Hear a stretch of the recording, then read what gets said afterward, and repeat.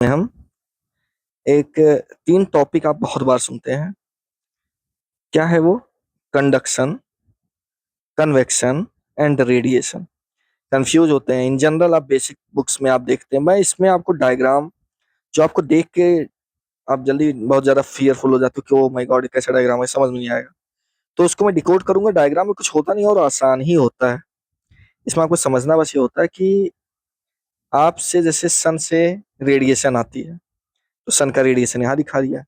Convection होगा तो circular होगा। ये एक बेसिक तरीके से एक मैप हमने शुरुआत में जान लीजिए, एक पहला पेज हमने डाल दिया है। अभी मैं आपको समझाना शुरू करता हूँ क्या होता है कंडक्शन, कैसे होता है, नेचर में कैसे होता है। स्पेशली नेचर को ध्यान देते हुए हम सारा काम करेंगे इसमें। तो रूल ऑफ फ्लो, कैसे फ्लो होता है कोई चीज, रूल ऑफ फ्लो क्या है। जैसे देखिए, ये चम्मच है, हॉट है, निकल रही है, फ्लेम निकल रही है। अब फ्लेम देखिए, चम्मच को हमने अंदर डाला, कुछ देर बाद चम्मच के यहाँ भी गर्म हो जाता है। तो क्या हुआ, यहाँ से यहाँ पे गर्म हो गया। डाला तो इतना ही था, यहाँ कैसे पहुंच गया? इसका मतलब किसी ना किसी तरीके से यहाँ से पहुंच रहा है। इसका मतलब इस मीडियम अगर है सॉलिड का, तो एक जगह से दूसरी जगह ठंडे वाले जगह पे पहुंच रहा है, इसको कहते हैं कंडक्शन। ये बेसिक चीज बता रहा हूं अभी मैं, लेकिन डायग्राम आप देख के डरे मत कभी। ये देखिए, हॉट टी था, हीट फ्लो हुआ, ऊपर चला गया। डन। Now next one. एक चीज और देखिए, इक्विलिब्रियम वर्ड, जो इक्विलिब्रियम का मतलब दोनों चीज इक्वल हो जाए। जितना हॉट लेफ्ट हैम उतना हॉट राइट हो जाए। मतलब ये दोनों स्पेस पे, ये वाला चीज और ये वाला दोनों जब सेम गर्म हो जाएंगे तो कहा जाएगा इक्विलिब्रियम प्लेस पे है। और अगर इक्विलिब्रियम नहीं है, delta is great equal to zero, delta मतलब टेम्परेचर चेंज हो रहा है, वो इक्वल टू जीरो है, तो इस मीन्स हीट का फ्लो नहीं हो रहा है। ग्रेटर देन जीरो पे हीट फ्लो आकर हो रहा है, इसका हीट फ्लो होता है। Right. Now next one means greater than greater, delta is greater, delta मतलब टेम्परेचर में change, T2 minus T1 greater than zero means क्या हुआ कि टेम्परेचर में जो अगला वाला है वही ज्यादा है कंपेयर टू पहले वाले से, तो इसका मतलब हीट में बैलेंस नहीं आया, इक्विलिब्रियम नहीं आया। नेक्स्ट वन, मैप के थ्रू मैं पूरा डायग्राम से आपके दिमाग में डालना चाह रहा हूँ इस बात को। 3 मोड्स ऑफ एनर्जी ट्रांसफर होता है। देखिए, कंडक्शन के थ्रू एनर्जी ट्रांसफर हुआ, सॉलिड से सॉलिड में देखे जा रहा है। ये स्पून वाला एग्जांपल जो आप ऊपर देख रहे थे, उसमें सॉलिड सॉलिड था सब कुछ, देखिए सारा जा रहा है, सॉलिड से सॉलिड में जा रहा है। ये हो गया कंडक्शन में। कन्वेक्शन में क्या होता है, ये सॉलिड्स का नहीं होता, इसमें लिक्विड और गैस में सिर्फ होता है। लिक्विड वाला मैं एग्जांपल दिखा रहा हूँ, जिसे हीट हुआ, ये देखिए गर्म वाला ऊपर उठा, ठंडा वाला रिप्लेस करो, एक साइकिल नहीं बन गया? गर्म ऊपर जा रहा है, ठंडा नीचे आ रहा है, गर्म ऊपर जा रहा है, ठंडा नीचे जा रहा है, साइकिल बन गई, हो गया कन्वेक्शन। रेडिएशन पे आपके दिमाग में सीधा सा सेट हो जाए, सन से जो आता है। अब सन से कोई चीज आती है, बीच में कोई मीडियम तो रहता नहीं है, डायरेक्ट आ जाता है, तो इसको बोलेंगे रेडिएशन के थ्रू आ गया। ठीक है, ओके बेटा। तो radiation means there is no need of medium to pass through the solid object. तो मतलब किसी मीडियम की नीड नहीं होती। और इंफ्रारेड, अब ये इंफ्रारेड देता है, ये भी आप क्वेश्चन लर्न कर रहे हैं। No physical medium at all, कोई फिजिकल मीडियम की नीड नहीं है। कंडक्शन द चेन रिएक्शन, ये चेन रिएक्शन कैसे बताया जा रहा है? आप थ्योरी जो भी है देखिए, लेकिन आप ये समझिए, फ्लेम यहाँ जला है, जो सबसे नजदीक होगा देखिए वहां पे लाल लाल होकर के देखिए मेल्ट होता जा रहा है, बहुत ज्यादा हीट वहां पहुंच रही है। लेकिन जो दूर है उससे उससे कम, सबसे कम हुआ दूर वाले पे सबसे कम। तो इसका मतलब क्या, जो सबसे नजदीक होगा वहां सबसे ज्यादा हीट होगा, जो दूर होगा वहां पे हीट कम होगा। नाउ नेक्स्ट वन, अगर आपको नीड हो तो इसका आप स्क्रीनशॉट भी ले सकते हैं। कंडक्टिविटी स्पेक्ट्रम क्या है? स्पेक्ट्रम मतलब क्या, कैसे कोई चीज बढ़ रही है, किसमें ज्यादा है किसमें कम है। एक्सट्रीम इंसुलेटर, पुअर कंडक्टर को ही इंसुलेटर बोलते हैं, बात आप जानते हैं। ठीक, एक तरह से आप माइंड मैप सेट कर रहा हूं आपके दिमाग में। तो सबसे पुअर कंडक्टर क्या हुआ? एयर। सबसे ज्यादा पुअर कंडक्टर वाटर, फिर भी कंडक्टर है, लेकिन एयर कहाँ से जाता है? एयर से कोई चीज दूर से देख के थोड़ा ना आपको तुरंत हीट का एहसास हो जाता है। इसका मतलब हुआ हीट ट्रांसफर, यह है एक तरह से पूरा चैप्टर। तो एयर यहाँ पे है, वाटर यहाँ, वाटर फिर भी गुड कंडक्टर है कंपेयर टू एयर। तो ये देखिए आप sequence, water then glass then plastic then wood then wool then plastic foam then air. ये हो गया कंडक्टर कौन सा ज्यादा है और कौन सा कम है। ये सबसे पुअर कंडक्टर क्या हुआ?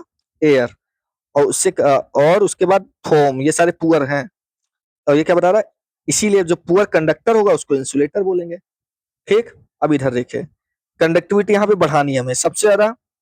एक्सट्रीम कंडक्टर स्टेनलेस स्टील, इसीलिए हमारे घर के खाने बनते हैं इस पे बनते हैं, स्टेनलेस स्टील के बर्तन में। आयरन, फिर ब्रास, सबसे एक्सट्रीम कंडक्टर ये हुआ। सिल्वर से शुरू होकर के सिल्वर पे दिखा रहा है स्पेक्ट्रम उल्टा, इसमें देख लीजिए। यहाँ पे देखिए सबसे ज्यादा कंडक्टर कौन बना, सिल्वर, चांदी, ठीक है। एक्सट्रीम कंडक्टर ये बना, स्टेनलेस स्टील कम हो गया। थोड़ा सा उलट के डायग्राम था, दिमाग ये उल्टा हो गया, ठीक है। नेक्स्ट पे आइए, एरो पे केयर करिएगा, आपको सब क्लियर हो जाएगा। आप वैसे भी जानते हैं सिल्वर सबसे ज्यादा कंडक्टर होता है, उसके बाद कॉपर होता है, then aluminium, then brass, then stainless steel. Now next one, practical application flying pan design. जैसे पैन रखा है, इसको गर्म किया, अभी आपको दिखाना चाह रहा कि ऐप से आप गर्म करेंगे तो कि यहाँ वाला चीज क्या होगा, हीट हो जाएगा, आपका मैगी तैयार हो जाता है, लेकिन आप हैंडल में गर्मी नहीं आती। क्यों? क्योंकि इंसुलेटर शील्ड है, ठीक। इसका आप एक मैप, एक डायग्राम स्क्रीनशॉट ले लीजिए, आपको हेल्प करेगा, बार बार रिवीजन नहीं करना पड़ेगा, आपको हेल्पिंग होगा। And insulator paralyse and trapping air क्या होता है, जैसे यहाँ पे कट कट कट कर इसके बीच में स्पेस बना, पोर बना, पोर में जो एयर है इसको बोलते हैं ट्रैपिंग एयर, वुलेंस फाइबर्स के ह्यूमन स्किन के बीच, ठीक। और बर्ड फेदर्स के बीच में जो एयर है उसको ट्रैप्ड एयर बोलेंगे, स्टेनलेस बैरियर।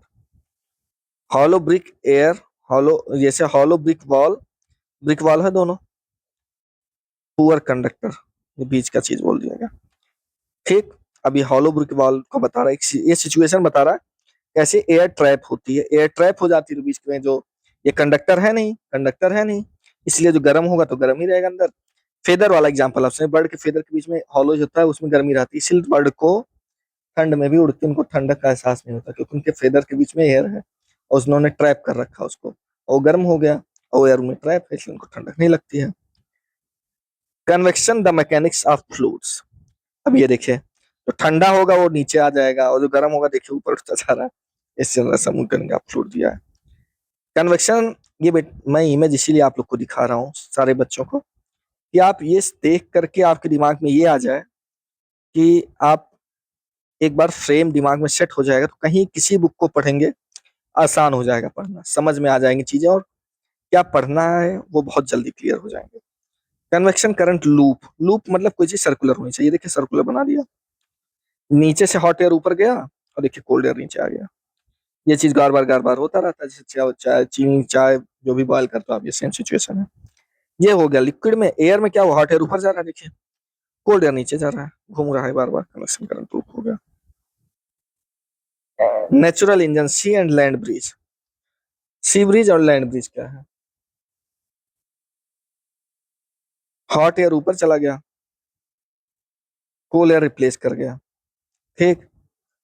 कोल एयर रिप्लेस किया नाइट में, इसमें एक बात समझ लीजिए, सी ब्रिज मतलब सी की हवा रिप्लेस करेगी, सी की हवा आएगी लैंड की ओर, जहां सोर्स होगा वही ब्रिज होगा। अब दिमाग में रटने का एक तरीका दिमाग में रखिए, लैंड की हवा ठंडी थी, लैंड की हवा ऊपर उठती गई, ज्यादा हॉट ही ऊपर उठ गई, सी की हवा लैंड की ओर आने लगी, उसको रिप्लेस की, ठंडी है उसके कंपेयर में, इसलिए सी से जब हवा लैंड की ओर आती है इन डे टाइम में, डे टाइम में होता है तो सी ब्रिज हो जाता है। इसका जस्ट अपोजिट लैंड में क्या होगा, लैंड ब्रिज में सी की हवा अभी तक, अब लैंड की हवा जाएगी सी की ओर, उल्टा, लैंड की हवा सी की ओर, सोर्स क्या होगा, लैंड से, हवा उठ कहां से रही, लैंड से, तो लैंड की ठंडी रहेगी हवा इस बार, ताकि ठंडा हो, नाइट टाइम में सी ठंडा होने में ज्यादा टाइम लगेगा, ये ज्यादा हीट होगा, इसलिए लैंड की हवा इधर रिप्लेस करेगी। ये गर्म है, इस बार में सी की हवा गर्म है कंपेयर टू लैंड से, तो लैंड की हवा ठंडी है, रिलेटिव ठंडी है, और उधर वो सी की ओर भगेगी, तो इसलिए बन जाएगा लैंड ब्रिज। ये देखिए डन, ये नाइट के टाइम में होता है। Radiation energy across the void, radiation energy देखिए, सन से एनर्जी आई, इंफ्रारेड अर्थ तक पहुंच गई, इंक्रीमेंट बल्ब आए हीट सोर्स से हैंड तक आया, ये बेटा रेडिएशन। ये सब रेडिएशन, आपको पूछे आर्टिफिशियल रेडिएशन कहा तो आप बल्ब का एग्जांपल दे, नेचुरल रेडिएशन का सन का एग्जांपल लीजिए। द कलर थर्मल ग्रिड, ये कलर दे रहा है कि कैसा कैसा रेडिएशन आएगा तो उसमें कैसा कलर होगा। अब इसमें ज्यादा आपको समझने का नहीं, बस आप देख लेते हैं इसको। अब ये देखो कुछ डिजाइनिंग दिया फॉर रेडिएशन के लिए, कैसे बताएंगे, दोनों पे जैसे रेडिएशन गया, रिफ्लेक्शन यहाँ पे ज्यादा हो रहा है, ब्लैक कलर वाला एब्जॉर्ब कर लेगा रेडिएशन को, इसीलिए कहा जाता है ब्लैक कलर के कपड़े नहीं पहनने चाहिए गर्मी के टाइम पे। आर्किटेक्चर देखिए जिसका छत को क्यों सफेद छोड़ दिया था, रिफ्लेक्ट हो जाए, गर्मी आए ना घर के अंदर। अब ब्लैक कलर का कर दिए छत का लेयर, किसी को देखा नहीं होगा, क्योंकि वो रिफ्लेक्ट कराना होता है उनको, रिफ्लेक्ट हो जाएगी तो कोई दिक्कत नहीं होगी। सोलर टेक पे भी सेम सिंबल सा काम करता है, एब्जॉर्ब कर लेगा अंदर का रेडिएशन, इसलिए सोलर पैनल काम करता है, हीट उसके अंदर एब्जॉर्ब रखी रहती है। अब ग्लोबल थर्मल इंजन भाई, जब हीट होगी तो ऊपर उठेगा, वही जो प्रोसेस अभी पढ़ते हैं, कंडेंसेशन होगा, हीट लॉस होगा, रेडिएशन, कंडक्शन, कन्वेक्शन, पूरे प्रोसेस को ऐसे साइकिल जो घूमती है इवेपोरेशन वाली, ऊपर जाना फिर नीचे आना क्लाउड के थ्रू, यहाँ से इवेपोरेट हो गई हवा, इवेपोरेट होकर के यहाँ से प्रिसिपिटेट हो रही है, यहाँ से जो पानी है प्रिसिपिटेट हो गया, यहाँ से पानी ऊपर उठ रहा है, इवेपोरेट हो रहा है। टेरेस्ट्रियल रिजर्व में ये देखिए, ऐसा देखिए टिप ऐसा जब अगर है, इसमें पानी बना रह जाता है, इसका सरफेस एरिया अगर बढ़ा दें, इतना फैल के बना दें, तो क्या होगा, इतना बड़ा कर दें, ज्यादा सरफेस एरिया तब थोड़ी ना बन पाएगा, खड़ा रह पाएगा, तब पानी नहीं निकल पाएगा। इन टिप ऐसे बनाएंगे जितना कम एरिया होगा तो उसमें धूप का जो होगा कम एरिया पे लगेगा, सिर पे इतने पे लगेगा, बाकी चीजें सेफ हो जाएंगी। इसलिए ऐसा जो टिप होगा तो वहां से पानी निकालते हैं और सबसे ज्यादा आइस स्तूपा बनाया जाता है। ठीक है, थैंक यू बच्चों। इसको आप पढ़ करके बेसिक अंडरस्टैंडिंग डायग्राम के थ्रू समझ सकते हैं।